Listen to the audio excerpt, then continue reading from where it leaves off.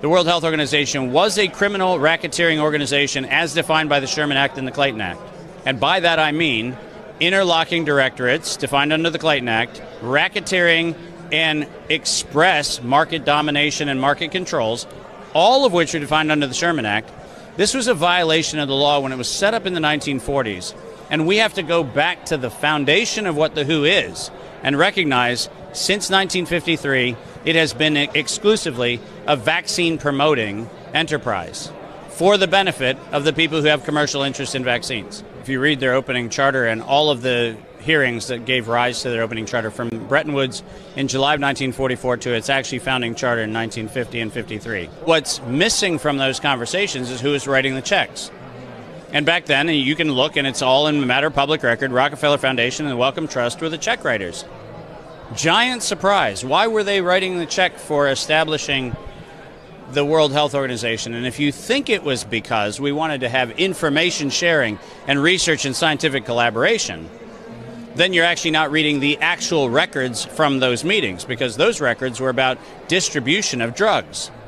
Those were ways in which we could actually force drugs onto countries so that they actually had to take dumped drugs that were dumped out of Germany, the UK, and the US, and they had to adopt those. So you're right. I mean, exactly what you're saying. In an interconnected world where we have air travel and sea travel and we have all of the flow of people, we absolutely should have the ability to monitor and surveil the condition of health so that we have an awareness that says, hey, there's a problem, let's intervene. But the problem is that we have to have a financially disinterested party making those determinations and making those surveillance observations. Because the minute the people who have a financial incentive to have gain from the decision to declare a pandemic, the minute they're the ones who are collecting data, guess what data they collect? Giant shock. They're going to collect the data that actually justifies their existence. As long as the financial interest that dictates what product is going to be promoted is the one making the declaration of the pandemic, we have no possibility for accountability. We have no possibility for justice.